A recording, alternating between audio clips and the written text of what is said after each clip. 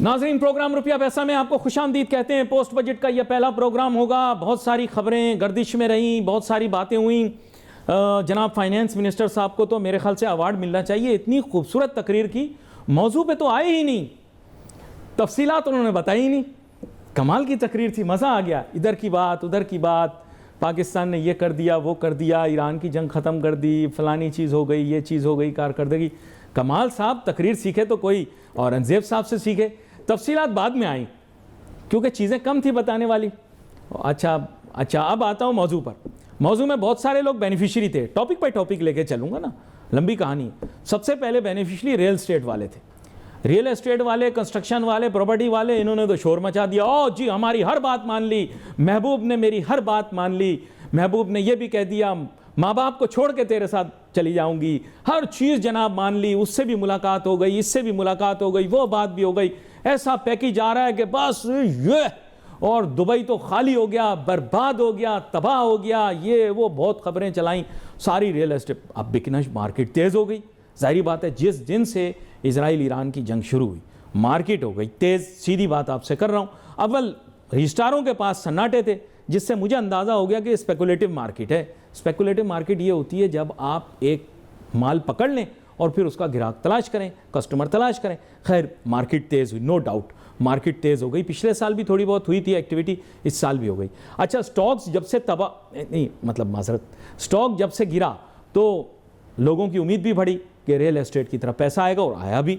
फिर उसके बाद मुख्तलिफ खदोखाल बताए गए कि जो रियल एस्टेट का पैकेज आ रहा है उसमें ये भी होगा वो भी होगा। जैसे लड़के को जहेज़ मिलने की तवक्कुआत होती है ना, क्या मुझे घर भी मिलेगा, मुझे गाड़ी भी मिलेगी, मुझे बर्तन भी मिलेंगे, मुझे ये भी मिलेगा। लड़का सोच रहा, लिस्टें बना रहा, मुझे ये भी मिलेगा, माइक्रोवेव, फ्रिज। अम्मी घर पे सौदा रखना छोड़ दो, सब जहेज़ में लाऊंगा। अब वो बात, ये पूरी लिस्ट बना ली इन्होंने, रियल एस्टेट वालों ने। अच्छा, रिलीफ मिली, रिलीफ लेकिन उन्होंने किस चीज़ में दी? उन्होंने फाइलर को रिलीफ दी, और वो बेसिकली क्या होता है, मैं तो इसे ट्रांसफ़र टैक्स कहता हूँ। अब आप और कोई नाम देना चाहें तो दे दें। अब बेसिकली क्या था कि ट्रांसफ़र टैक्स के भी मुख्तलिफ स्लैब्स हैं, ये मैं क्लियर कर दूँ। गवर्नमेंट ने अच्छा काम किया कि उसको 50% पे स्लैश कर दिया। ये एक एडवांटेज वाली चीज़ हो गई कि भाई 50% पे स्लैश हो गई कीमतें ट्रांसफ़र की। क्या होता है, जब ट्रांजैक्शन टैक्स कम होता है या ट्रांजैक्शन कॉस्ट कम होती है तो प्लॉट की वैल्यू बढ़ जाती है, ऑटोमेटिक, ये उसूल है। फिर मैंने क्या किया, मुख्तलिफ सवालात आजकल लोग मसनूई ज़हानत AI से पूछते हैं, मैथमेटिकल मॉडल्स हैं, रियल एस्टेट के भी मॉडल्स हैं।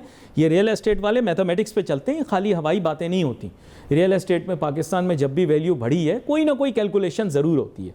हमारी कैलकुलेशन थोड़ी फ़र्क होती है। तो बेसिकली मेरी कैलकुलेशन के हिसाब से ये जो टैक्स कम हुआ है, इससे 5 से 10% जो है वो सेफली आबाद इलाकों के अंदर कीमत बढ़ सकती है। और ऐसे जैसे स्पेकुलेटिव एरियाज़ हैं, देखिए पाकिस्तान के अंदर मेजरमेंट है DHA फेज़ 8, DHA 2 नहीं, DHA सिटी नहीं। पाकिस्तान की रियल एस्टेट मार्केट, क्योंकि अभी करंट जो कराची का DHA है ना, एक है DHA सिटी जो कि हाईवे, सुपर हाईवे पे, आप उसे M9 कहते हैं, मैं उसे कहता हूँ सुपर हाईवे, क्योंकि असल मोटरवे फ़र्क है। वो अब बाद में बताऊँगा स्टोरी, हर चीज़ एक प्रोग्राम में नहीं बता सकते। मेहमानों का तारुफ करा दूँ, फिर इसके खदोखाल और तफसीलात पे जाएंगे, क्योंकि इन लोगों ने तो बड़ी तैयारी की थी। 1000 मेहमान बुला लिए थे, मेहमान पहुँचे 100। खैर, फिर भी कस्टमर तो लगेंगे, समुंदर है, मछली तो लगेगी, कम या ज़्यादा हो सकती है। मेरे साथ यहाँ स्टूडियो के अंदर मौजूद रियल एस्टेट के शोबे पर महारत रखने वाले, बारहा हमारे प्रोग्रामों में भी शामिल हो रहे हैं, अभी बजट के भी बहुत सारे प्रोग्राम में इनको देखा, जनाब सैयद रोशन अली वारसी साहब।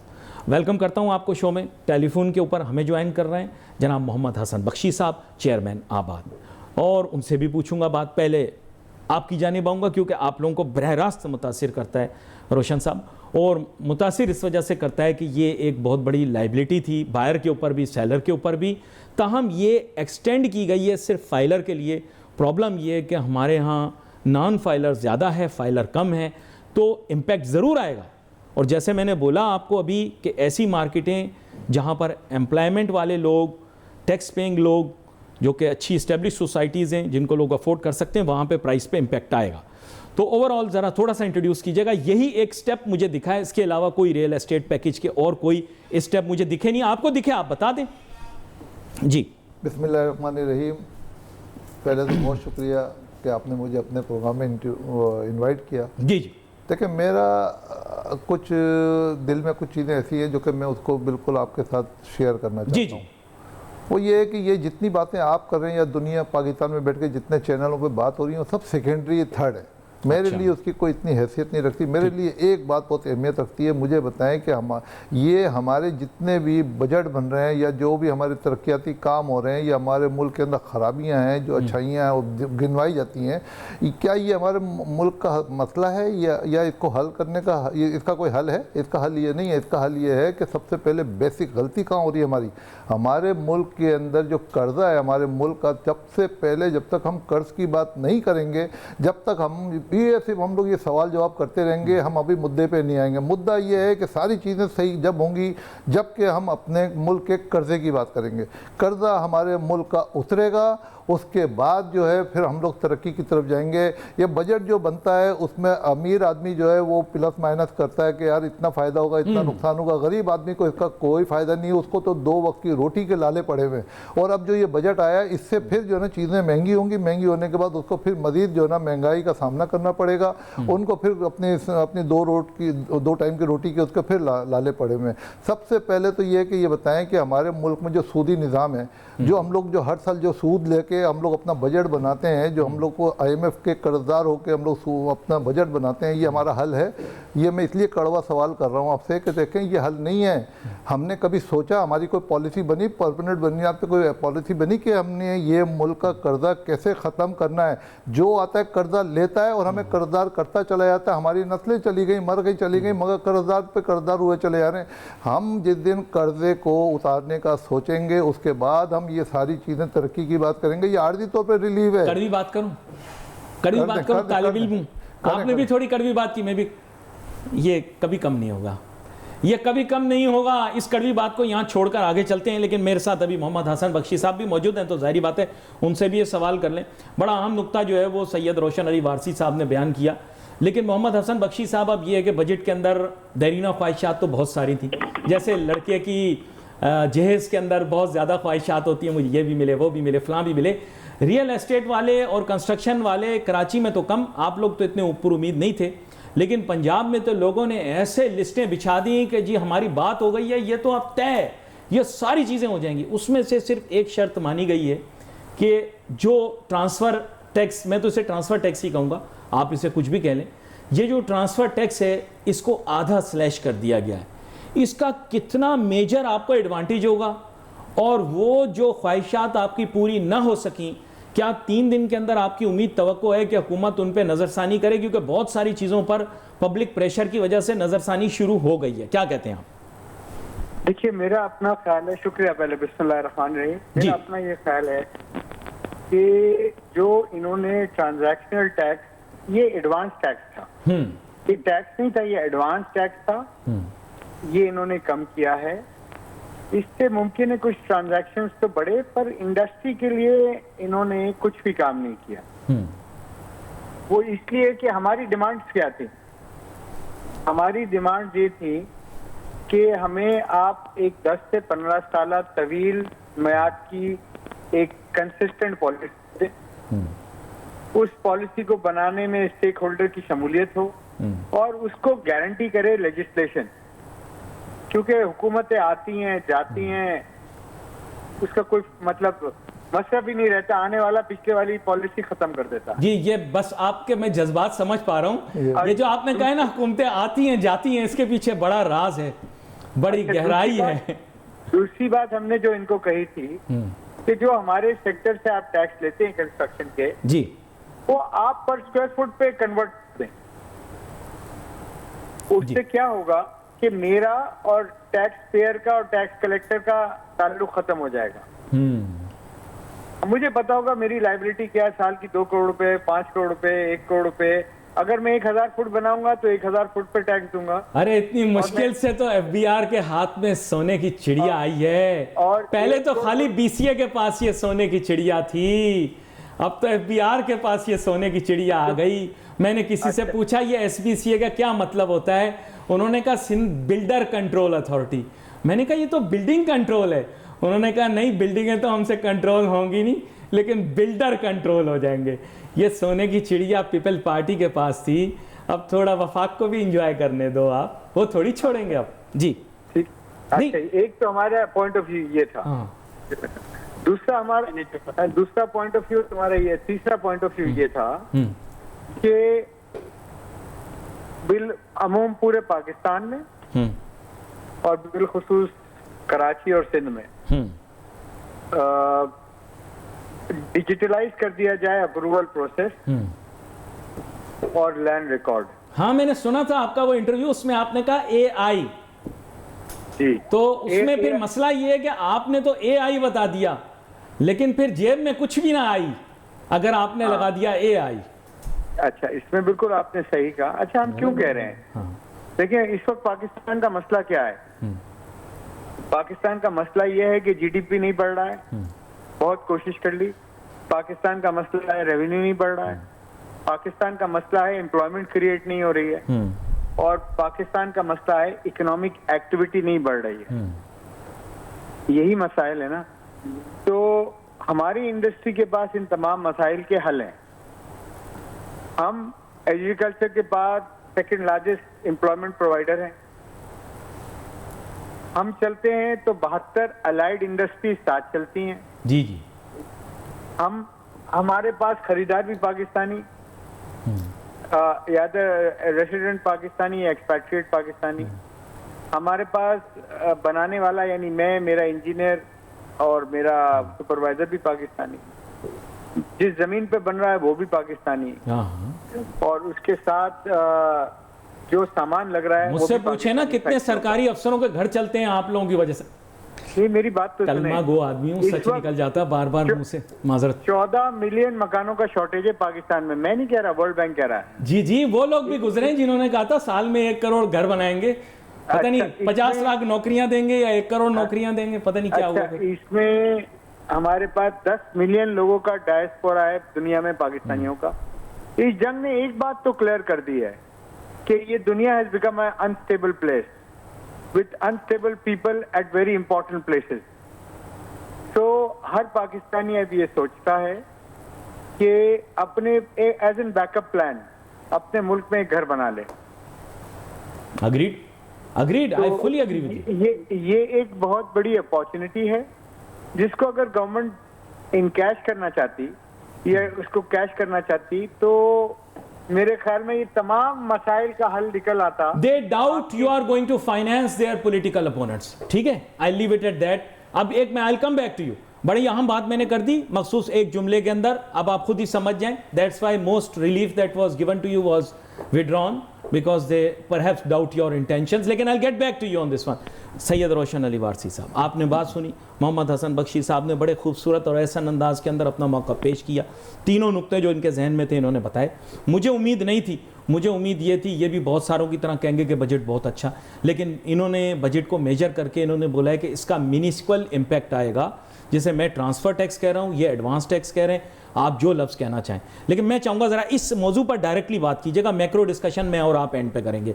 मुझे बताएं इसकी रियल एस्टेट मार्केट पर क्या इम्पैक्ट आएगा, क्लियर बताइए। देखें, इससे फ़र्क तो ज़रूर पड़ेगा, जाहिर सी बात है। इन्होंने टैक्सेस कम कर दिए, अल्लाह का शुक्र है कि एक टैक्स जो पे नाजायज़ लगाया गया था 7E, वो भी ख़त्म हो गया। उसका तो आज तक समझ में नहीं आया कि वो क्यों लगाया गया था। अब लोगों का जो कॉन्फिडेंस है ना, जो लोग हमारे इस मुल्क में पैसा इन्वेस्ट करके इस मुल्क को तरक्की की तरफ लेके आना चाहते हैं, वो बैठे हुए पैसा लगाने के लिए, मगर उनकी सेफ्टी कौन देगा? सेफ्टी का कोई तो जिम्मेदार, कोई गारंटी तो ले। ये हुकूमत चली जाएगी, सेफ्टी खत्म हो जाएगी, वो अपना पैसा लेकर आएंगे, फिर वो पैसा उनका बर्बाद हो जाएगा। सबसे पहले तो उनके पैसे की सेफ्टी होनी चाहिए। हमारा जो इन्होंने जो टैक्स वगैरह का जो कम किया उससे बिल्कुल फ़ायदा होगा, मगर ये सारा का सारा टैक्स जो हमसे जमा करेंगे, रेवेन्यू लेंगे, ये उठा के सूद की मद में दे देंगे अगले साल उठा के, तो हमने कहाँ से तरक्की करनी है? तरक्की नहीं होगी। तरक्की के लिए पहले मैंने आपको जो बताया था वो बेसिक चीज़ को लेके आना पड़ेगा, वो ख़त्म करना पड़ेगा। Concrete question to you. You also work in the, देखिए मैं I'll be very specific with you. Reason is that people may not like it or like it. I told you that the barometer of prices in Pakistan is DHA phase 8. बिल्कुल। What is going to be the price impact in DHA phase 8? मुझे वो बताएं ताकि मेरे जहन में आ जाए कि पूरे पाकिस्तान में क्या होगा। मैं कैलकुलेटर से आपको बता दूंगा किस इलाके में क्या प्राइस इम्पैक्ट आएगा, क्योंकि सारा पैसा वहाँ पार्क होगा। वहां पे कितना प्राइस इंपैक्ट आने वाला बताएं जी। मैं आपको बता दूं, अभी अल्हम्दुलिल्लाह मैंने आज से 6 महीने पहले भी कहा था कि ये पाकिस्तान में जिस वक्त ये फेज 8 में स्पेशली जो प्राइस थे ना, तकरीबन 1 लाख रुपए गज के हिसाब से ज़मीन मिलती थी। ठीक। आज 2 लाख रुपए गज की ज़मीन हो गई, इससे कम में कोई भी प्लॉट आपको नहीं मिल रहा। आने वाले वक्तों में ये 4 लाख में भी नहीं मिलेगा आपको within 2 year. Speculation driven नहीं, not genuine because there is only the safest place for the investment here. तो आपको सिर्फ इन्वेस्टमेंट के लिए एक सेफ जगह जो है ना आपकी डीएच, मैं कैलकुलेटर से मेजर करता हूं। देखो असल में बात ये, प्रोजेक्ट्स तो बहुत सारे आते हैं, अल्लाह सबको खुश रखे, सब खुशहाल रहे, ऐसी बात नहीं। मैं पीर बाबा के मुतालिक भी बात करता था पहले, लेकिन पीर बाबा दुबई निकल गए, आपको पता है, अब वो वापस कभी नहीं आएंगे। पैसा उनके पास है, सारी लिक्विडिटी मार्केट से वाइप आउट हो गई, बात खत्म। फिर मैं नहीं, ये क्लियर आपको देखें, liquidity is a major problem in Pakistan construction and real estate market right now. It has been wiped out because of that. मैं अभी कुछ और भी कहना चाहता हूं, आप मेरे को मौका नहीं, बड़ा एहतियात से कहिएगा, आजकल हालात खराब है। बिल्कुल एहतियात से कहूंगा। देखें, मैं तो देखे पीर बाबा कह देता हूं उनको, क्योंकि मैं तो अल्लाह से डरता हूं, अल्लाह का खौफ मुझे है, मैं इसीलिए कोई ओहदे पे नहीं आना चाहता, क्योंकि उसके लिए कुरान उठाना पड़ता है। कुरान उठा के मैं झूठ बोलूंगा, उसका अजाब आएगा। मैं तो उन लोगों को हिदायत की तौफीक करता हूं, अल्लाह के दुआ करता हूं जिन्होंने कुरान उठाया, हलफ उठाया, उसके बाद अल्लाह से कहता हूं कि अल्लाह उनको हिदायत दे के वो उस पर अमल करें, वरना उसके अजाब में आएंगे। अच्छा, let me go back to Mohammad Hasan Bakhshi साहब ऑल्सो। हसन बख्शी साहब, पहली दफा आपके साथ प्रोग्राम किया तब कंस्ट्रक्शन कॉस्ट थी, मुझे याद है, मैं और आप प्रोग्राम के अंदर बहस कर रहे थे, तकरीबन 4200 से 4400 स्क्वायर फीट मैक्सिमम कॉस्ट थी प्रीमियम कंस्ट्रक्शन की। आज आपको पता है प्राइसेस इतनी ज़्यादा बढ़ चुकी हैं कि अब सबसे मिनिमम कॉस्ट शायद 4200 या 4500 होगी, जो शायद इलाकों में कंस्ट्रक्शन की जाती है। आज 9000 रुपए तक चली गई है premium construction cost. I don't know whether you concur or not. 10,000 more than 10,000 also in some places. तो आप क्या कहना चाहेंगे, ये इनपुट कॉस्ट भी तो शामिल थी, उस पर कितना काम किया गवर्नमेंट ने, इनपुट्स पर, सीमेंट और स्टील पे बुनियादी तौर पे? देखिए, मैं आपको एक बात बताऊं, 3 मेजर कॉस्ट हैं कंस्ट्रक्शन में जी। एक जमीन की है, राइट, और 2 चीजें कंस्ट्रक्शन में 50% जो कॉस्ट आती है वो सीमेंट और स्टील है। Right, point taken. Unfortunately cement की जो प्रोडक्शन बेस है ना, वो बहुत नैरो है। चंद फैमिलियों के पास ये इंडस्ट्रीज हैं, और पाकिस्तान का पर कैपिटा इनकम इस वक्त $1900 है, जबकि मिडिल ईस्ट, अमेरिका और यूरोप का पर कैपिटा इनकम $30,000 से $40,000 है।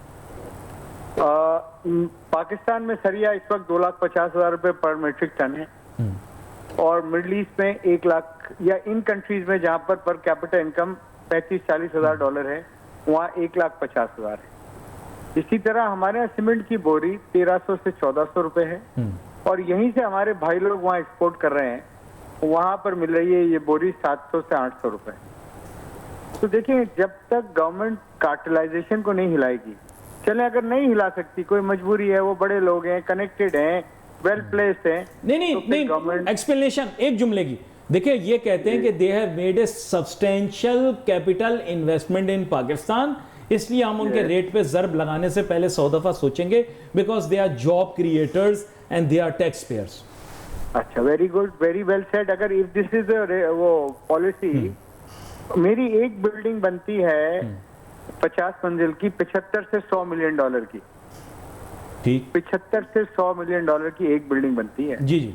और इस वक्त 50 बिल्डिंगें पाकिस्तान भर में बन रही हैं, यानी $5 बिलियन जी।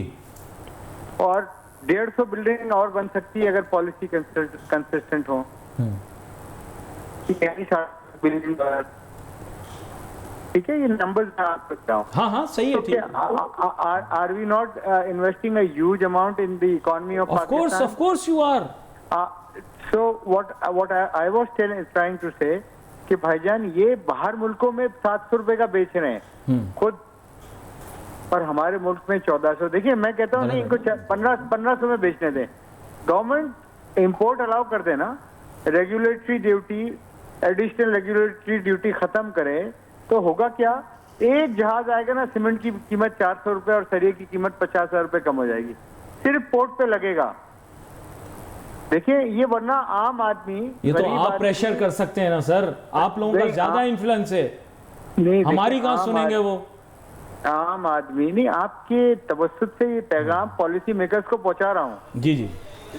आम आदमी, गरीब आदमी तो मकान का ख्वाब भी नहीं देख सकता। आप पहले के जमाने में ख्वाब तो देखता था, जी जी, अब ख्वाब भी नहीं देख सकेगा जो हालात हैं। और अनफॉर्चुनेटली मैं समझता हूँ कि अगर गवर्नमेंट को अपनी 5 प्रायोरिटी इंडस्ट्री चूज करनी है ना, तो मैं समझता हूँ एक होनी चाहिए हाउसिंग एंड कंस्ट्रक्शन, दूसरी होनी चाहिए एक्सपोर्ट, तीसरी होनी चाहिए मैन्युफैक्चरिंग, चौथी होनी चाहिए आईटी एंड सर्विसेज, और 5वीं आप जो ऐड करना चाहें वो कर दें, इंफ्रास्ट्रक्चर कर दें, डेवलपमेंट कर दें। अच्छा, मैं आपकी तरफ I just come back to you. मैं एक चीज क्लियर थोड़ा सा करना चाहूंगा, बड़ी अहम जो आपने बात की है वो ये है कि ये कार्टलाइजेशन क्यों ब्रेक नहीं होती। नंबर 1, ये एक्सट्रीमली इन्फ्लुएंशियल लोग हैं जिन्होंने इनॉर्मस कैपिटल एक्सपेंडिचर पाकिस्तान में किया है। इनके पास हर हरबा, हर टेक्निक, हर कहानी है।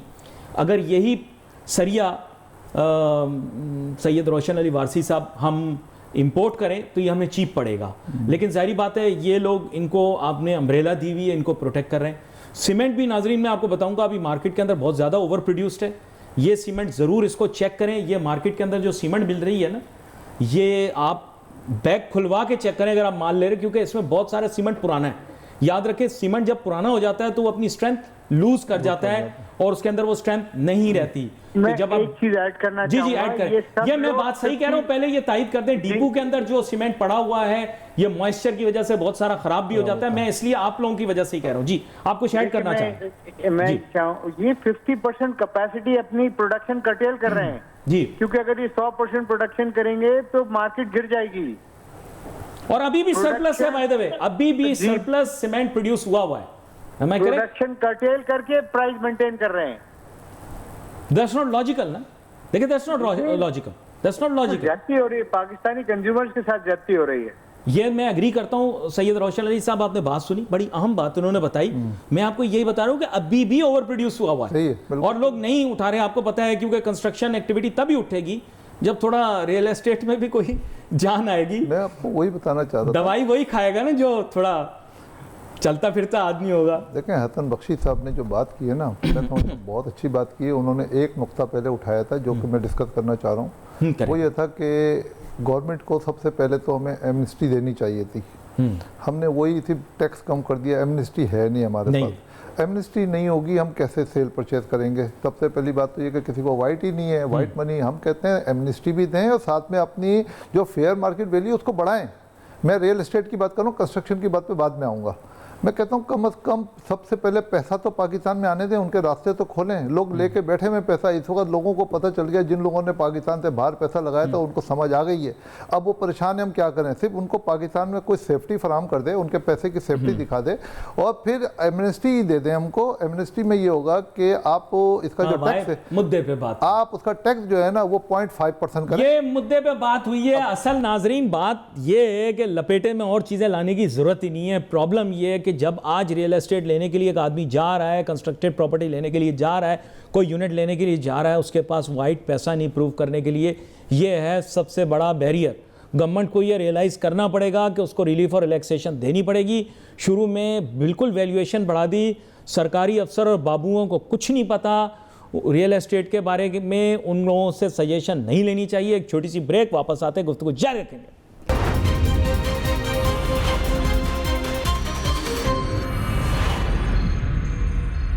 देखिए, जब तक रुकावटें नहीं हटेंगी ना तो ये सेक्टर चलेगा नहीं कंस्ट्रक्शन का, और इसके साथ जितने शोबा जाते हैं वो नहीं चलेंगे। तो लेट्स ट्राई टू आइडेंटिफाई ना प्रॉब्लम क्या है। आई थिंक अब हम नैरो डाउन करके सही जगह पर आ गए। अब आ गए। प्रॉब्लम देखें, टैक्सेस का है, नो डाउट टैक्सेस का बहुत बड़ा प्रॉब्लम है, कंस्ट्रक्शन कॉस्ट का बहुत बड़ा प्रॉब्लम है, लेकिन सबसे पहले ना अंडरलाइंग इंडस्ट्री चलती है।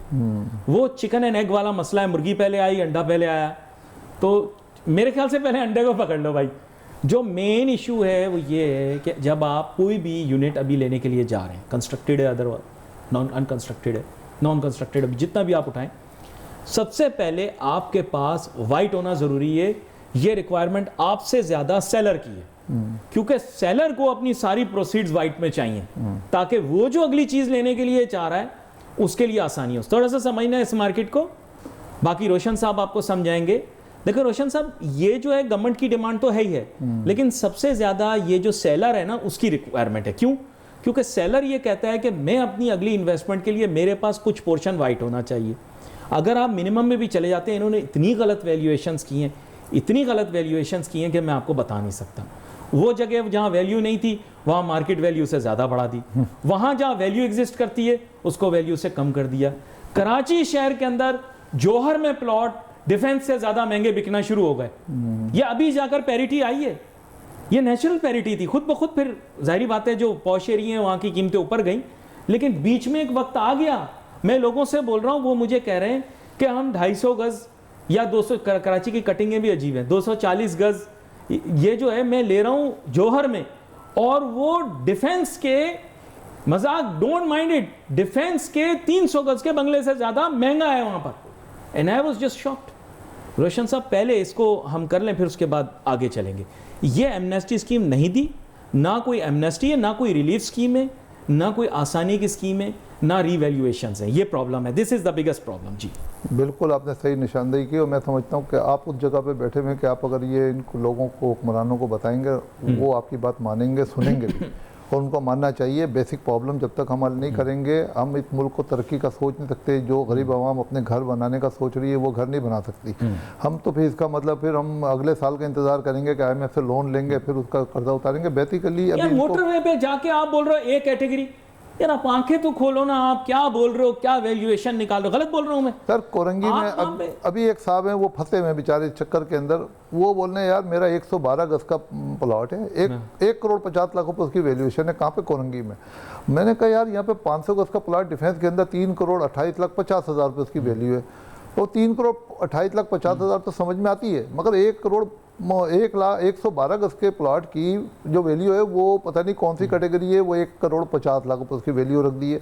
अब ये सब चीज़ें सही करने की ज़रूरत है। देखें, एरिया वाइज करें उसको, फिर उसको एमनिस्टी दें। अब यहाँ पे एक ओवरसीज पाकिस्तानी को ये प्रॉब्लम आती है कि जब वो पैसा पूरा वाइट भेजता है तो वो बोलते हैं सर, हम कहते हैं सर ये पैसा, ये प्लाट आपको मिलेगा 3 करोड़ 28 लाख 50 हज़ार का। बोल रहे हैं आप तो कह रहे हैं 11 करोड़ का प्लाट है। हम कहते हैं नहीं, आपको गवर्नमेंट को 3 करोड़ 28 लाख 50 हज़ार रुपये दिखाने पड़ेंगे। बोले बाकी पैसे क्या दिखाएं, वो तो हमारा वाइट है। अब हम बताएं उनको क्या जवाब दें? वो कहते हैं नहीं, हमने कहा सर वो अनऑफिशियल है। बोले ये क्या होता है अनऑफिशियल? हमने कहा कैश देना। सेलर आधा वक्त निगोशिएट ये कर रहे हैं, व्हाइट कितना दोगे, ब्लैक कितना दोगे, अंडर द टेबल कितना दोगे, ओवर द टेबल कितना दोगे। अरे भाई ये क्या तमाशा लगाया हुआ यार, क्या तमाशा है ये?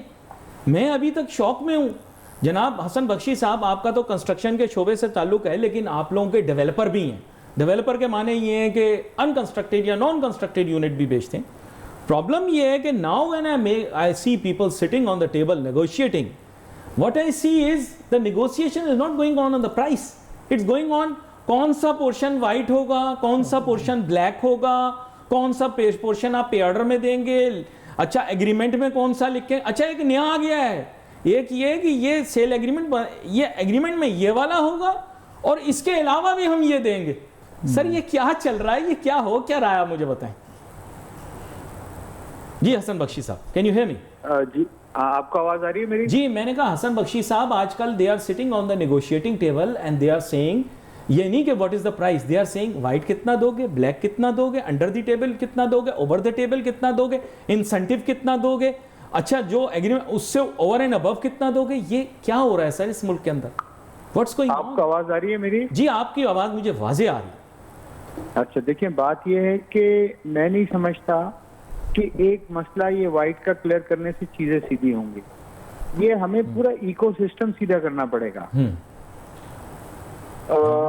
हमने इनमें अपनी तजवीज में लिखा था कि जो आदमी पहली प्रॉपर्टी खरीदता है पाकिस्तान में या औरत, उसको 50 मिलियन तक रिकंसिलिएशन आप नहीं पूछें, वेल्थ रिकंसिलिएशन। ठीक है, ओके। अच्छा उसमें इसलिए था कि देखें वो जब प्रॉपर्टी खरीदता है तो कोई उनके भाई वगैरह बहन मदद कर देती है, कोई वालिद की जायदाद में से पैसे आते हैं, कुछ जेवर बिक जाता है, कुछ बीवी के यहाँ से आ जाते हैं, तो उससे वेल्थ रिकंसिलिएशन नहीं पूछी। ये हमारी गवर्नमेंट। और साथ जब आप ट्रांजैक्शन वैल्यू डिक्लेयर करने की बात करते हैं तो फिर आपने रीजनली कंपेटिटिव ट्रांसफर टैक्सेस भी लगाने होंगे ना। yes. ये तो नहीं हो सकता कि आप फाइलर पे 12% लें, नॉन फाइलर पे 32% लें। ये दुनिया में कहीं फाइलर नॉन फाइलर का कॉन्सेप्ट ही नहीं है। मैं दुबई में 5 में अपार्टमेंट लेता हूँ ना, मुझे कोई नहीं पूछता तुम फाइलर हो नॉन फाइलर हो। मैं लंदन में मेफेयर में अपार्टमेंट लेता हूँ, मुझसे नहीं पूछता कोई तुम फाइलर हो। नहीं, लंदन में तो अब कोई भी किसी को नहीं पूछता। वो लोग जो अच्छा, पहले पूछा भी करते थे, जा के कहते थे ये वाला लंदन में इनका है, वो वाला लंदन, अब तो वो भी नहीं कहते हैं। अब मैं न्यूयॉर्क में मैनहट्टन में भी लूँ ना। तो अच्छा, सारे उनके पते बता दें, जितने उनके एड्रेस है घर के वो बता दें आप। देखें, ये आप किसी को ताने मार रहे हैं और मुझे सब समझ में आ रहा है। अब आप कहेंगे ह्यूस्टन में ह्यूस्टन में मकान कितने का मिलता है। मैं पेरिस में भी लूँ ना, शैंज़ेलिज़े में, जी जी, तो भी नहीं पूछता। नहीं, आप शैटो भी ले सकते हैं, आप शैटो भी ले सकते हैं वहां पे। मैं ये कह रहा हूँ, हम शाह से ज्यादा शाह के वफादार क्यों बन रहे हैं? हम पाकिस्तानियों को पाकिस्तान में इन्वेस्ट करने दें।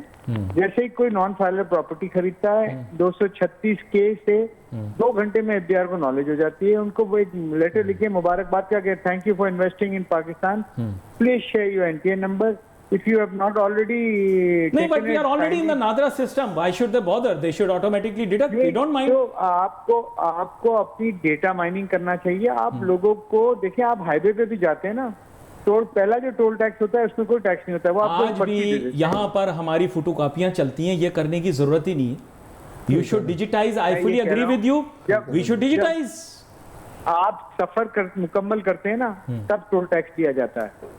आप पहले से ही पाकिस्तान में कच्चे का रास्ता लोगों को दिखा रहे हैं कि दुबई चले जाएं, लंदन चले जाएं, स्पेन चले जाएं। नहीं, अभी डेस्टिनेशंस हैं। पहले पिछले साल थी टर्की। आप लोगों के भी बहुत सारे मेंबर वहां बहुत ज्यादा जाया करते थे, फिर मुझे पता लगा किस लिए जा रहे हैं। एक पोर्टुगल और स्पेन, ये ओपन फॉर बिजनेस है। बाकी लोग बहुत सारे और भी जा रहे हैं, और मुल्कों में भी जा रहे हैं। ये कोई भी जा रहा है, नहीं कोई भी जा रहा है तो उससे गन पॉइंट पे नहीं ले जाया जा रहा है। समझे, पैसा और अपना रास्ता खुद बनाता है, पैसा और पानी अपना रास्ता खुद बनाता है। आप पॉलिसी बेहतर कर देना वहां से लोग फिर ले आएंगे। आप पॉलिसी तो दुनिया की अजूबी पॉलिसी बना के रखेंगे और एक्सपेक्ट करेंगे कि लोग पैसे लेके आए। स्टेक होल्डर को शामिल करें, कंसिस्टेंट पॉलिसी दें,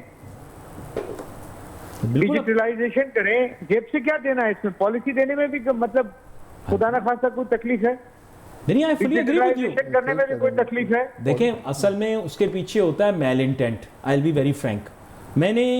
आई वांट टू बी वेरी, जिसे आप कहते हैं, इतना ज़्यादा मैं खुल के बोलना नहीं चाहता, लेकिन देखें असल में बात ये, बिल्डिंग एंड कंस्ट्रक्शन इंडस्ट्री बहुत लुक्रेटिव है। सारा पैसा यहाँ पे पार्क होता है। आप लोग बिल्डर होते हैं, शरीफ लोग, परेशान भी जल्दी होते हैं। पैसा इन्वेस्टर का लगा हुआ होता है, बायर ने अंगूठा गर्दन पे रखा होता है, बड़ी मजबूर कैफियत में होते हैं। आपसे ज़्यादा बेहतरीन सोने की चिड़ियाँ कहाँ मिलेगी? आपको मैं कंप्यूटराइज करके दे दूँ, AI से दे दूँ, डिज़ाइन ऑटो अप्रूव कर दूँ, तो फिर मैं क्या करूँगा भाई? मैं यहाँ तालियाँ बजाने के लिए थोड़ी बैठा हूँ। आप लोग बहुत सारे लोगों को खिला रहे हो। बहुत सारे लोग जो कि मतलब ये कि अखबारों से ताल्लुक़ रखते हैं, वो आप लोगों के खिलाफ कंप्लेनेंट बनते हैं। इन लोगों का मसला और है, आपका मसला और है। आप लोग तो कहीं और काम करते हैं, इनका मसला और है बेचारे। हम तो देखो, एक बात बताऊं, नेगेटिव लोगों का आप थोड़ा छोड़ें। गवर्नमेंट बैठी है ना, स्टेट ने तो चीजें सीधी करना उनकी जिम्मेदारी है। स्टेट सबसे बड़ी बेनिफिशियरी है आपकी। ऑफर किया है, इनका काम है। मैंने ऑफर किया है कि SBCA मुझे दे दें, जो रेवेन्यू आता है ना उसका 10 गुना मैं दूंगा, 1 पैसा रिश्वत नहीं लूंगा। हाँ, लेकिन बहुत सारे लोग कहेंगे कि 10 साल पहले आप ही लोग के पास मैं ये कह रहा हूँ, सॉरी गलत हो गया। अकाउंट तो किसी का ही इस्तेमाल ही हो रहा था, वो फिर उन्होंने कह दिया कि मेरा अकाउंट तो कलेक्शन के लिए था। अरे मैं कैसी बातें कर रहा हूँ, छोड़ो यार। मैं आपको ये कह रहा हूँ, आप हमारे हवाले करें ना। आप चले, मेरे नहीं, प्राइवेट सेक्टर के हवाले कर दें। मेरे पे आपको यकीन नहीं, चाइनीज के हवाले कर दें। नहीं, 10 टाइम रेवेन्यू बढ़ जाएगा। चाइनीज को स्टॉक एक्सचेंज दिया था, आज तक हम लोग ख्वार हुए बैठे, पता नहीं कौन अमीर हो रहा है। अच्छा, ये आपको कह रहा हूँ, अगर आप इसी सिस्टम को चलाना चाहते हैं तो बेहतर लोग, जैसे आपने कहा है ना, ऐसे बहुत सारों ने कहा है कि BCA मुझे दे दे, मैं 10 गुना ज्यादा कमा के दे दूंगा। आप अकेले नहीं है, ऐसे बहुत सारे लोग मार्केट में बैठे। रोशन साहब मुस्कुरा रहे हैं। मैंने फीस में कहा है। अच्छा, फीस में कहा है। मैंने फीस में कहा है, और मैंने कहा 1 रुपये रिश्वत नहीं होगी। नहीं, और इन सब अफसरान को मार्केट बेस्ड सैलरी होगी। हाँ, माशाल्लाह, मार्केट बेस्ड, बड़ी अच्छी बातें आप कर रहे हैं। मैं आपकी तरफ दोबारा आता हूँ।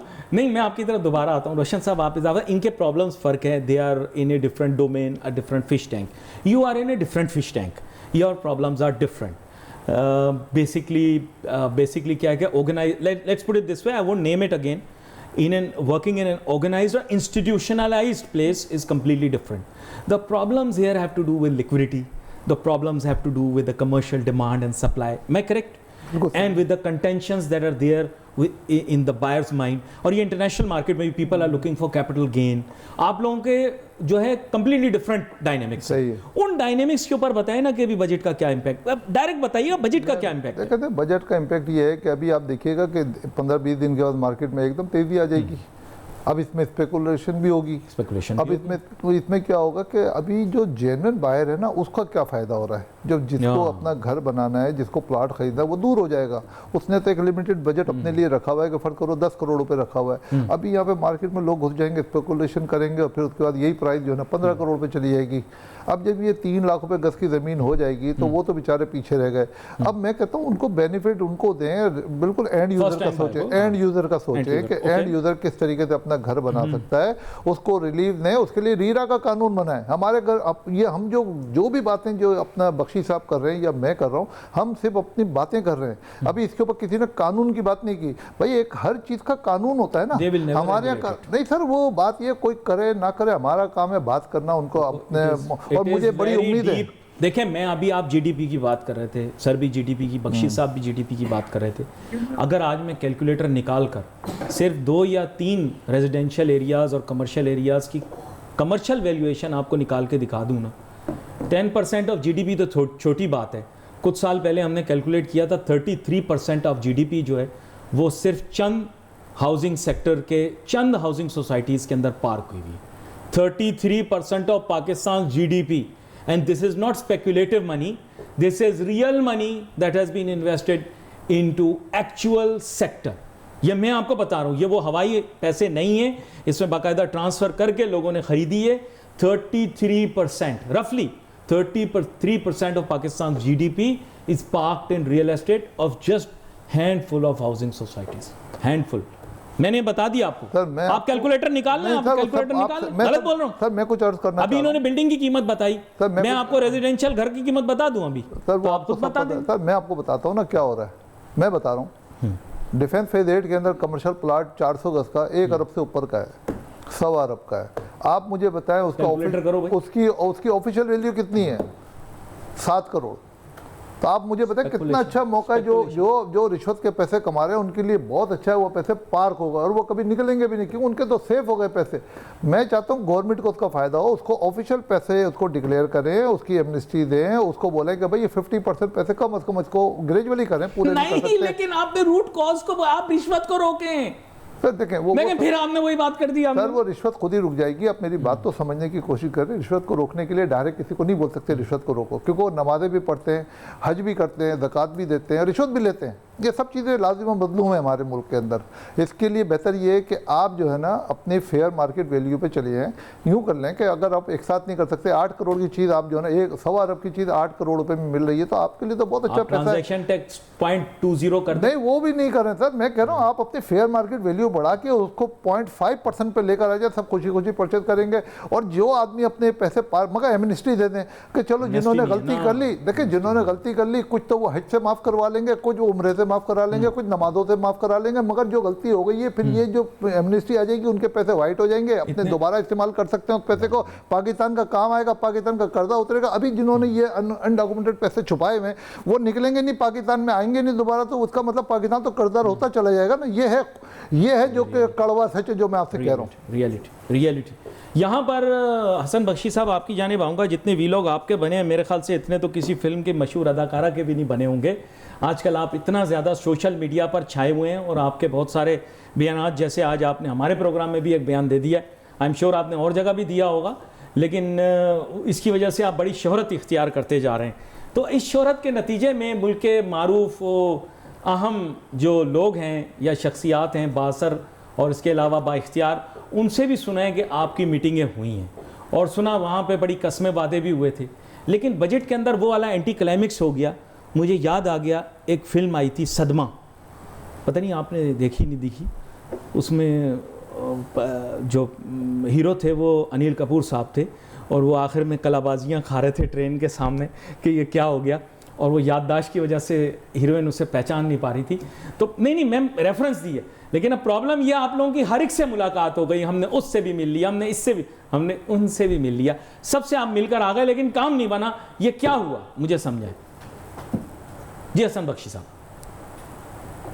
तो मेरे ख्याल उनसे रब्ता नहीं हो पा रहा, उनकी तरफ दोबारा से वापस जाएंगे। हाँ सर, वो आपकी मुस्कुराहट ये बता रही कि आपने फिल्म सदमा देखी है, उसमें वो फिर खुद ही ठीक हो जाती है। जब वो ठीक हो जाती है तो मसला होता है, जब उसकी याददाश्त चली गई होती है तो वो बहुत अच्छी होती है। लेकिन ये मैं आपसे पूछना ये चाह रहा था कि ये जो कस्में वादों की लिस्ट थी, और अखबारात में हम देख रहे थे, टीवी पर देख रहे थे, खास पैकेज रियल एस्टेट के लिए रिलीफ का बहुत कॉम्प्रिहेंसिव प्रोग्राम बना लिया गया, और जैसे अंग्रेज़ी फिल्मों में आता था रेड इंडियन आग लगा के उसके इर्द गिर्द नाचा करते थे, ऐसे पूरी कम्युनिटी जो थी वो नाच रही थी, गा रही थी, हमारे मामला तय हो गए हैं, बस ये IMF ने छोटा सा दस्तखत करना और हमारा काम बन जाएगा। सर वो पैकेज कहाँ है? पैकेज बता दो मुझे, ये छोड़ दो आप, आधा हो गया, खुशियाँ मना ली, ये बहुत अच्छी पैकेज कहाँ है? पैकेज सर देखें, अभी थोड़ा सा आपको इंतज़ार करना पड़ेगा।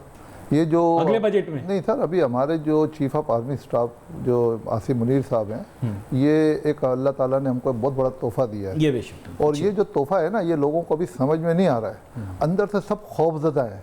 और ये सच्चा आदमी है, इन्होंने बेड़ा उठाया मुल्क को सीधा करने के लिए, इनको दोनों तरीके से सीधा करना आता है। उन्होंने प्यार की ज़बान से कह दिया भाई इसको सीधा कर दो, आपकी मेहरबानी होगी, क्योंकि जो हमारा दीन भी यही कहता है कि बहुत प्यार मोहब्बत से बात करनी चाहिए, वरना दूसरा उनके पास ताकत का भी इस्तेमाल हो सकता है। मगर ये जो लोग हमारे हुक्मरान हैं ये बहुत अच्छे हैं, अब इनको सिर्फ थोड़ी सी जो डायरेक्शन है ना उनको सही करने की ज़रूरत है। ये जिसका डायरेक्शन सही हो, IMF ने आप लोगों का पैकेज रोका है, ये बताएं। ये बोल रहे हैं IMF शायद राजी ना हुआ हो, तो IMF कौन से नुक्ते के ऊपर IMF ने कहा होगा कि नहीं जी नहीं, आप गलत बोल रहे हैं? क्या नुक्ता होगा? सर पाकिस्तान की मईशत तरक्की करेगी, इस पर IMF मना कर देगा? सर मुझे बताएं, असल कीमत लगा दीजिए, अभी जो आपने बात की वैल्यूएशन ठीक कर दी जाए, इस पे IMF की क्या शिकायत होगी कि आप वैल्यूएशन ठीक कर दें, वो कहें ट्रांजैक्शन टैक्स रेशनलाइज कर दें? IMF को इससे क्या शिकायत होगी कि आपका रेशनलाइज हो जाए टैक्स रेट? कलेक्शन तो आपकी बढ़ जाएगी ना आपके मुताबिक।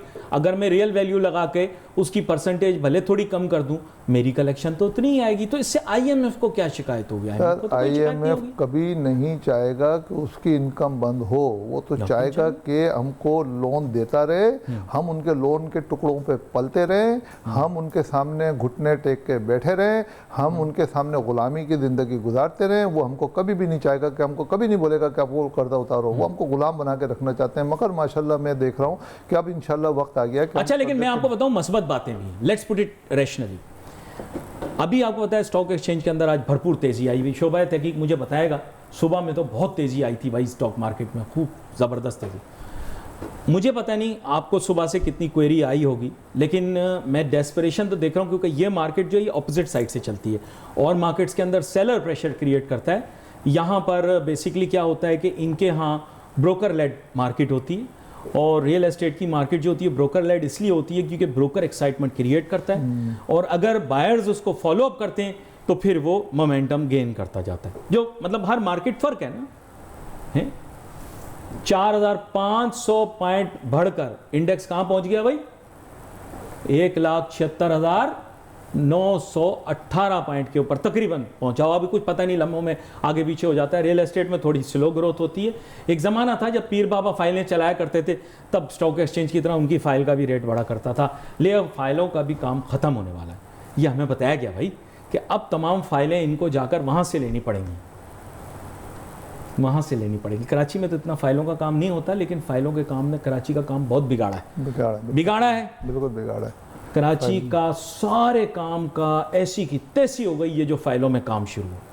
देखें फाइलों का काम नाजरीन ये कच्चा काम होता है। फाइलें दाना है, क्या दाना है? दाना डाला जाता है कि भाई आप आओ, हाँ, कबूतर को दाना डाला उसको फंसाने के तो लिए। ये इंडस्ट्रियलिस्ट भी अपना काम छोड़ के पीछे फाइलें दिखा रहा है, वो ये क्या काम वो है? बड़े स्मार्ट लोग होते हैं, ये अपने बस जैसे उनको प्रॉफिट मिला निकल जाते हैं, बेचारा गरीब आदमी फंस जाता है ना। गरीब आदमी का सोचो, जैसे एक ज़माने में अलोकेशन लेटर की गेम चली थी कराची में, अलोकेशन लेटर घूम जाता था, तो ये भी अब उसी तरह है। नहीं, लेकिन अब नहीं होगा, कह रहे हैं 6 महीने के बाद फाइलें खत्म हो जाए। अभी मैं आपसे को एक बात बता के जाना चाह रहा हूँ यहाँ से, इस मुल्क में जो कुछ हो गया, आइंदा आने वाले वक्तों में अब देखेंगे कि ये चीफ बेहतरी की तरफ स्टाफ साहब जो है ना, ये इंशाल्लाह ताला अल्लाह ताला ने हमको एक तोहफा दिया है, इनके ज़रिए सारे मुल्क की डायरेक्शन सही होगी।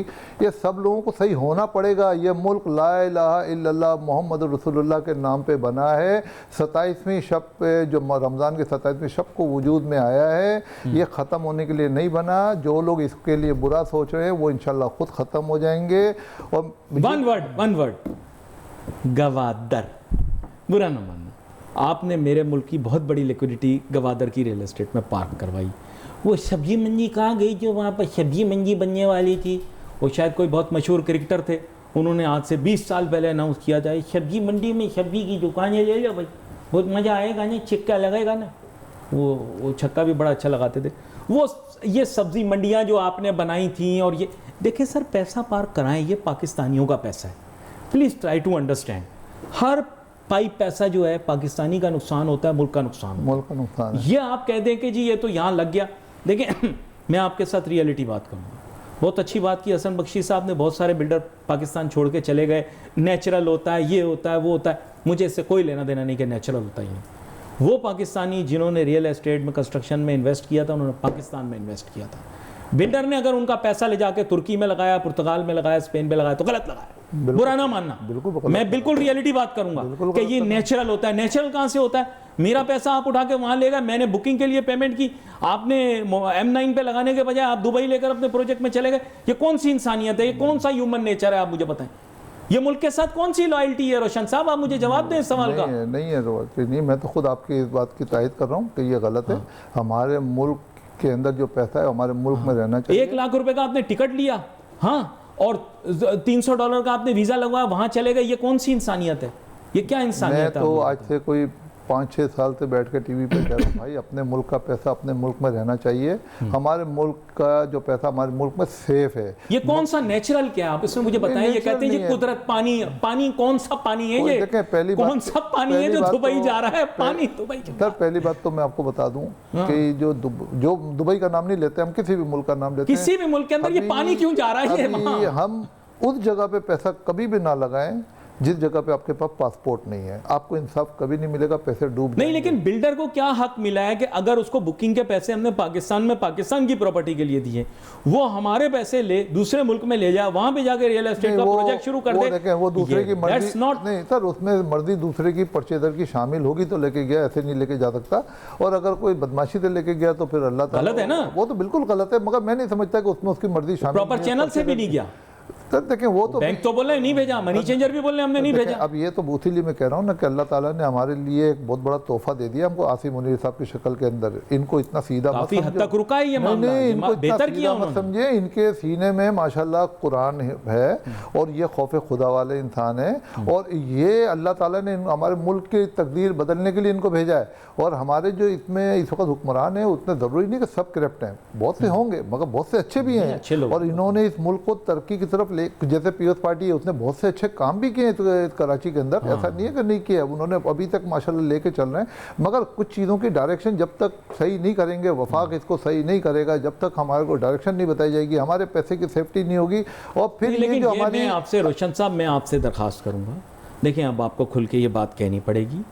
बिल्डिंग एंड कंस्ट्रक्शन का पैसा अगर पाकिस्तान में लगाया गया है तो फिर उसको पाकिस्तान में ही रहना चाहिए। ये तो मैं एग्री कर रहा हूँ। नहीं, ये बाहर नहीं जा सकता, पानी अपना रास्ता लेके बाहर नहीं जा सकता। मैं कह रहा हूँ कि उसका भी कानून है ना, हाँ। उसको आप कानून के हवाले कर दें। आप मत उसका बने, आपने आइडेंटिफाई कर दिया, अब कानून के हवाले कर दें, आप देखें कानून क्या करता है। एक चीज, दूसरी चीज ये कि नहीं, लेकिन उसका मोरालिटी से कोई देखें, अगर कोई ले जाए ढका छुपा के, मैं और आप तो नहीं रोक पाएंगे, लेकिन मोरालिटी से उसको ये नहीं कहें कि उसने सही किया। गलत है ना, हम तो गलत, आप कहें गलत किया, उसने पाकिस्तान का पैसा लेकर गया। 100% गलत है। हमारे जो तबाही हो रही है, हमारे यहाँ जो दूध की कीमत बढ़ी, जो कि रोज बच्चों को चाहिए, वो अगर बढ़ रहा है, इसी वजह से बढ़ रहा है। हमारे मुल्क का पैसा बाहर जा रहा है। कैपिटल बाहर ले जाओगे तो खाली हो जाएगा ये। अच्छा, फिर वो हमारी अनडॉक्यूमेंटेड मनी इतनी पार्क हुई है, वो कभी निकालते ही नहीं है पैसा हमारा, वहाँ पे दफन हो गया जमीन के अंदर। उसको कम से कम, अच्छा, वहाँ जो आपने 30% तक लॉस कर दिया, मान नहीं रहे, लेकिन 30% तक लॉस कर दिया वहाँ पे, मोर देन 50%, जो कि लोग बोल नहीं रहे। तो इसका मतलब किसका पैसा गया? ये किसका गया? हो गया ना, क्या ना नुकसान हुआ। वो हमने अपने पैसे की वैल्यू खो के किसी और मुल्क के अंदर पैसा लगाया, सरमाया का कोई फ़ायदा भी नहीं किया। तुर्की में भी डबो के आए हैं ये बिल्डर, मैं बता रहा हूँ आपको। तुर्की में ये पैसे, अच्छा ये जहाँ पैसे लेकर जा रहे हैं उस मुल्क का भट्टा बैठ रहा है। चले, तुर्की में एक फ़ायदा ये है कि कम से कम पासपोर्ट देता है, ये तो पासपोर्ट भी नहीं देते जहाँ पैसा लगाया आपने। तो बहरहाल ये कि आगे आपको सारे राज बता देता कि ये लोग फिर चले हैं। नहीं, मैं बताऊँ सर, लॉन्ग टर्म आपको पॉलिसी बनानी पड़ेगी। एक वक्त जो मैं देख रहा हूँ अपनी आंखों से कि एक वक्त आएगा कि पाकिस्तान में लाइनें लगी हुई होंगी कि यार हमें वीज़ा मिल जाए, हमको नौकरी मिल जाए पाकिस्तान के अंदर, थोड़ा सा वेट करें। लेकिन स्पेन लेकर गए, स्पेन में भी जहाँ लगा रहे हैं पैसा, आई डोंट नो प्रॉफिट कमाएंगे नहीं कमाएंगे। पोर्टुगल का मुझे नहीं पता पैसा कमाएंगे नहीं कमाएंगे। खाली एक डेस्टिनेशन नहीं है, बहुत सारी डेस्टिनेशंस हैं वर्ल्ड के अंदर जहाँ पे पैसा जा रहा है। लेकिन आप रोक सकोगे?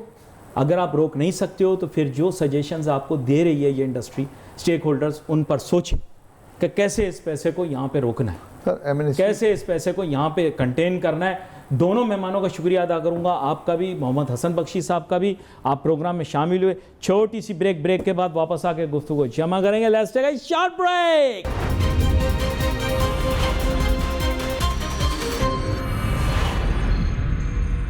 नाज़रीन, welcome back after the break. खुलासा करते हैं और इसको थोड़ा सा क्लोज करते हैं। देखिए, आपको समझने की कोशिश करनी है कि पाकिस्तान का कैपिटल अगर हमने यहीं पे रखना है तो पाकिस्तान के अंदर एक नेचुरल ट्रेंड पैदा हो गया है कि लोग इस सेक्टर की तरफ ही आते हैं। इसके माने ये हैं कि budget should have been this centric on this sector. देखो, इसकी ग्रोथ से ये लोग बोलते हैं कि एलाइड सेक्टर्स बहुत हैं, मैं तो कहता हूँ इनहेरेंट सेक्टर भी बहुत है। इधर पैसा पार्क होता है, ये एक रियलिटी है। आप इसकी अगर रैशनल वैल्यू कर दोगे तो इतना ज़्यादा पार्क भी नहीं होगा और फर्स्ट टाइम जेन्युइन बायर को फ़ायदा भी होगा। आप ट्रांजैक्शन टैक्स को कम कर दें, जो कि हुकूमत ने किया है, वी एप्रिशिएट। लेकिन अगर ये अक्रॉस दी बोर्ड नहीं होगा तो फ़ायदा नहीं होगा। आपने फाइलर को तो बेनिफिट दे दिया, लेकिन फाइलर नॉन फाइलर को बेचेगा ना, समझे नहीं आप बात। देखें, फाइलर पाबंद नहीं कर सकता कि बायर को कि तुम भी फाइलर हो।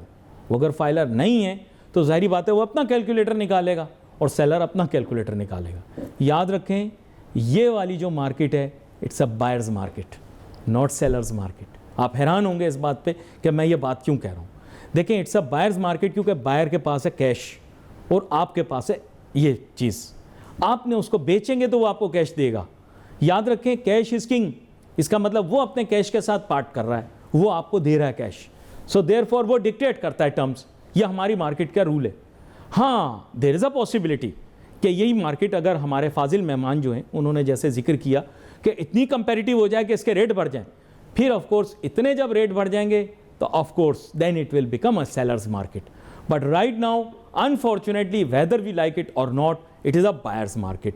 Therefore we will have to facilitate the buyer right now. Okay, अच्छा, मैं इस रैशनैलिटी में बिलीव नहीं करता कि सेलर का टैक्स ज़्यादा होना चाहिए, बायर का कम होना चाहिए। इतनी मैथमेटिक्स नहीं लगाओ, हम जट लोग हैं, हमारे साथ इतना हिसाब नहीं करो। जो बायर का टैक्स है वही सेलर का टैक्स लगाओ। ये इतना नहीं कॉम्प्लिकेट करो, उसका 2.5 होगा तो तुम्हारा 1.5 होगा, तो ये इतना नहीं यार। आप इतना सोचने का हमारे पास काम नहीं है, सही है। आप मार्केट जाते हो इस्त्री खरीदने के लिए, कपड़ा खरीदने के लिए, हमें इतने टेक्निकल चीज़ों में नहीं डालो उसका इतना होगा। दोनों का बराबर स्लैब रखो, कोई गुनाहगार नहीं है, ना सेलर बुरा है ना बायर बुरा है। दोनों को रिटेन कर रहे हो। आपने स्लैब तो बनाए हुए हैं लेकिन आपने टेनर तो ख़त्म कर दिया ना। आपको टेनर लाना चाहिए था। आप मलेशिया की तरह टेनर ले आओ, बोलो 5 साल तुमने रखा है, तुम पे टैक्स नहीं लगेगा, बात खत्म। मेरी होल्डिंग चाहते हो ना कि मैं 5 साल रखूँ। 5 साल वैसे ही 5 साल से ज़्यादा हो गए लोगों को इंतज़ार करते करते, मार्केट ही नहीं बढ़ रही, मार्केट वहीं रुकी पड़ी है। मैं आपको बता रहा हूँ, मार्केट ने जंप लिए। मुशर्रफ के दौर में 2005 में मार्केट ने जंप लिया, नो डाउट। स्टॉक के साथ जंप लेके 2005 से 2008 तक मार्केट स्टेगनेंट रही है। 2008 में इंटरनेशनल मेल्टडाउन आया, मार्केट तबाह हो गई। 2011 में मार्केट दोबारा उठी। 2011 तक 17 मार्केट ने छक्के लगाए, मैं आपको बताऊं। 2017 से 2019 तक मार्केट के अंदर फिर भी एक्टिविटी रही। बीच में पीर बाबा खतरे में आए, सिवाय उसके बाकी कोई प्रॉब्लम नहीं आई। आपको पता होगा पीर बाबा तब भी फंस गए थे। पीर बाबा की आदत है बार बार फंस जाते, अब तो दुबई निकल ली। बेसिकली क्या है कि फिर उसके बाद फिर मार्केट, आपको पता है पॉलिटिकल इंस्टेबिलिटी आई, मार्केट बैलेंस होने के बाद 22 के बाद क्रैश कर गई। अब मार्केट कांस्टेंट क्रैश में जा रही है। देखें, अक्टूबर 2025 में इस मार्केट ने बढ़ना था और ये बढ़ी, ये रिकॉर्ड पे बात। अक्टूबर 2025 में मार्केट ने बढ़ना था, मार्केट बढ़ी, काफ़ी इंप्रूवमेंट इस मार्केट में आई है। आज हम 2026 के जून में पहुंच गए, लेकिन ग्रोथ की वो परसेंटेज नहीं। देखो, ये X3 मारती है, ये कोई बिटकॉइन नहीं है भाई कि एक दिन में गिर गया, एक दिन में चढ़ गया। X3 के माने ये होते हैं 1 करोड़ की चीज़ 3 करोड़ की हो जाती है। रियल एस्टेट का रूल है, ठीक है ना, मैं आपको बता रहा हूँ, अनरिटन रूल है। कुछ सालों के बाद जब मार्केट उठती है तो X3 जाती है। ये पूरे पाकिस्तान का यही रूल है, और ख़ास तौर पे उसका बैरोमीटर मैंने आपको बता दिया कौन सा एरिया है, उस एरिया के अंदर X3 होगा। ये मैं आपको बता रहा हूँ एवरेज, X4 भी हो सकता है, 4 गुना भी जा सकती है, लेकिन एक एवरेज है कि 1 करोड़ की चीज़ 3 करोड़ की हो जाती है। बुरा लगे अच्छा लगे, ये एक नेचुरल सी बात है, हमें इसे अंडरस्टैंड करना है। वैल्यूएटर्स को भी इसको अंडरस्टैंड करना है, रैशनल हो जाओ, लॉजिकल हो, स्टेक होल्डर्स को अकोमोडेट करें। जो लोग जिस मुल्क के अंदर गए हैं उनको उस मुल्क से अगर पैसे वापस लाने हैं तो आप आसानी पैदा करो, चाहे वो दुनिया का कोई भी मुल्क हो, आप पैसे वापस आने दो। FATF के अगर रूल, कोई 1000 तरीके होते हैं चीज़ों से निकलने के, आप सोचना शुरू करोगे तो हो जाएगा। IMF वाले भी इंसान ही हैं यार, समझाने का तरीका आना चाहिए। हमारी पुलिस तो ऊँट को पकड़ के मनवा लेती है कि मैं बकरी हूँ, नहीं तो आप लोगों में इतनी नॉलेज नहीं है कि आप IMF को मानूस कर सको और उनको समझाओ कि इसकी क्या इंपॉर्टेंस है। We wait for messages on Facebook. Ali Nasir हमारी टीम को इजाज़त दीजिए, अल्लाह हाफ़िज़।